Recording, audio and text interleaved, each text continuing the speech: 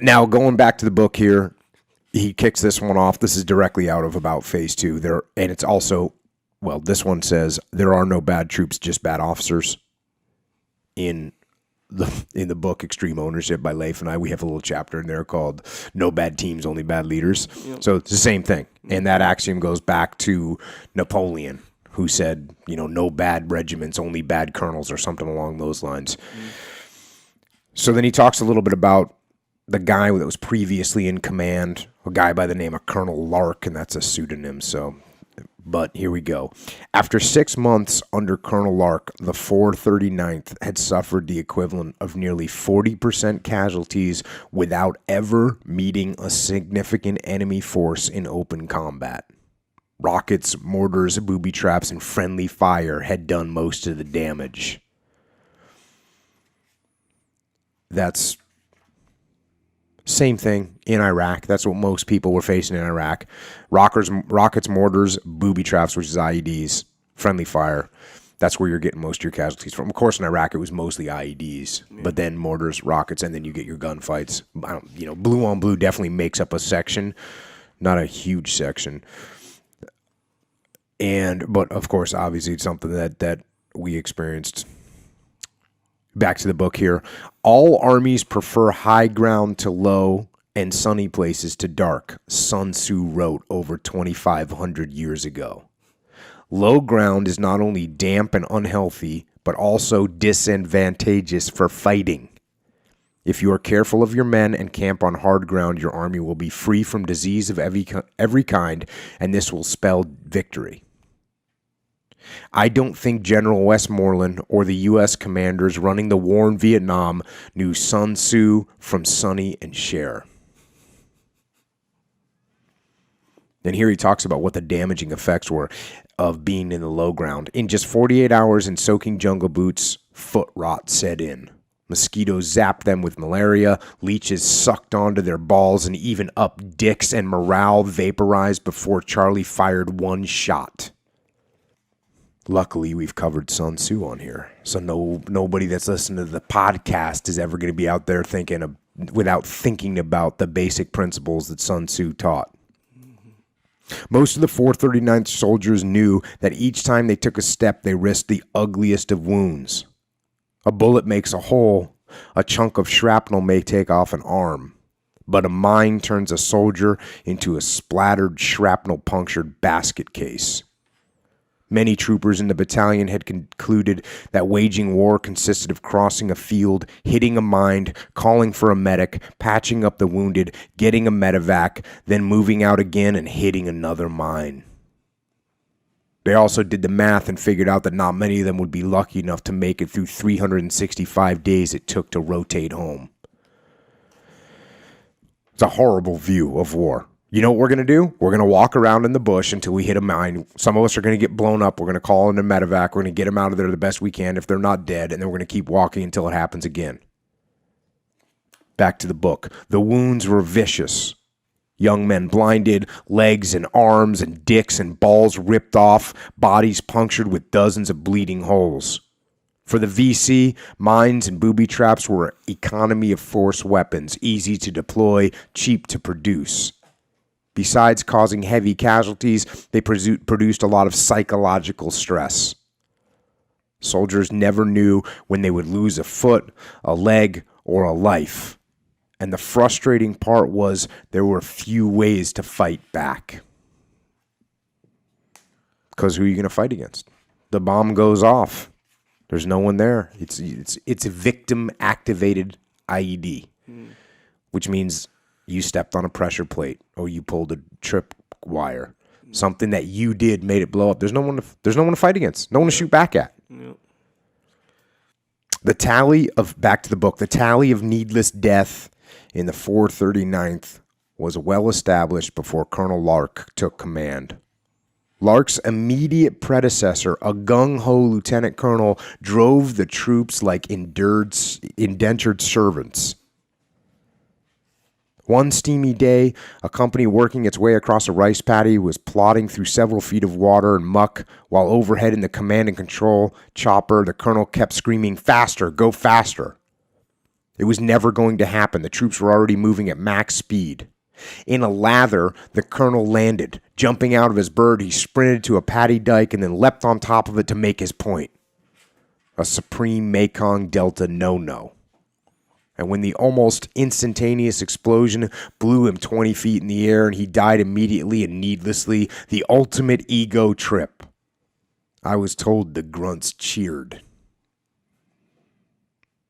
So the reason I highlighted that is because when we start talking about Hackworth and what he does, you're going to see that he's going to, like the terms he uses here is gung-ho lieutenant, drove the troops, right? You're going to hear Hackworth doing the same thing, but there's a difference in the way that he does it. He understands what he's doing. He's not just doing it out of ego and out of pressing the guys for no particular reason. And then the other side of the spectrum, you get this guy, Lark. When Lark took command, he knew that he had to turn things around, and he worked hard to do so. But with zero combat experience and not enough time with the troops, his good intentions meant less than nothing. Even the basics were ignored. He wore an army green baseball cap instead of a steel pot. Really cool. Except that the troops who followed his model and neglected their helmets wound up in Doc Holly's surgery with their brains running down their necks. He was into good guy fraternizing to build morale, a well-intentioned notion, but it made for bad news in the field. So you see the two extremes. You get the super hardcore guy that's just a maniac pushing everyone hard. You must do what I say. And then the next guy comes in, he's on the other end of the spectrum. Hey, I'm everybody's buddy. Let's, don't worry about wearing a helmet. Hey, I know that thing's uncomfortable. Yeah. Lark sent his A company on a 3-day sweep of a wood line completely empty of VC. But a Ho Chi Minh wet dream of booby traps and mines. That was the day Sergeant Tom Aiken lost 17 of the 29 in his platoon without hearing a single shot. All we were doing was tripping booby traps, he recalls, his voice trembling slightly. There wasn't any enemy in there, no gooks at all. We knew it, but Colonel Lark kept saying, sweep the wood line, sweep the wood line. More than 30 years later, Aiken made a list of the men in his platoon killed under Lark's command. When he finished writing it, his wife asked him, how could you remember all those names after all these years? His answer was simple. How could I forget them?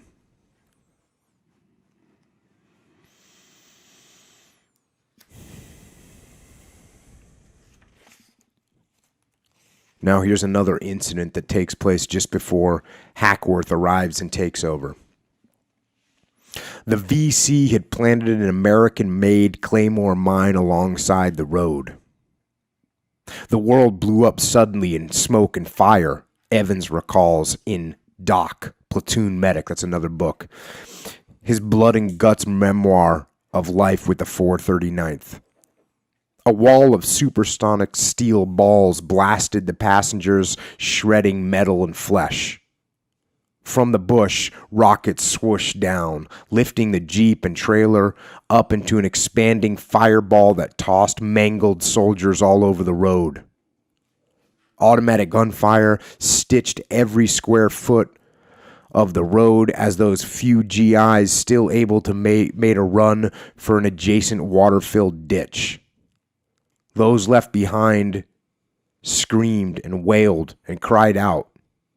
They crawled and pulled themselves around in the middle of the road like crushed bugs with limbs and pieces of their bodies missing. Teddy Creech used his elbows to claw his way across the road like a mangled worm.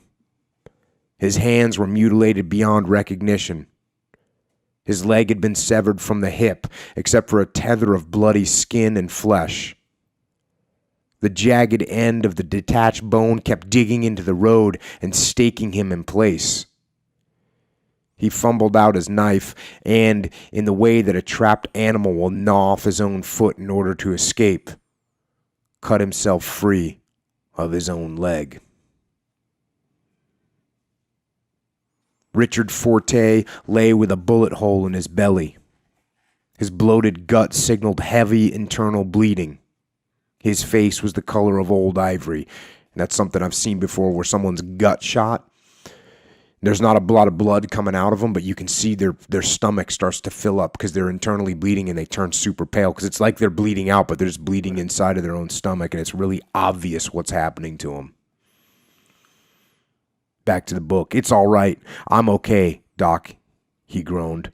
Doc, the others, they need you. Go help my buddies, Doc.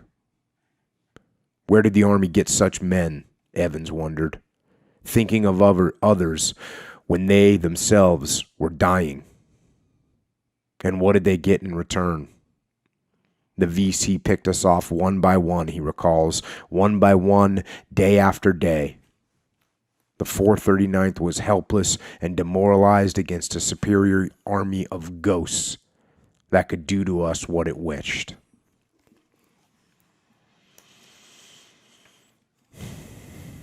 So that's the situation that the 439th was in.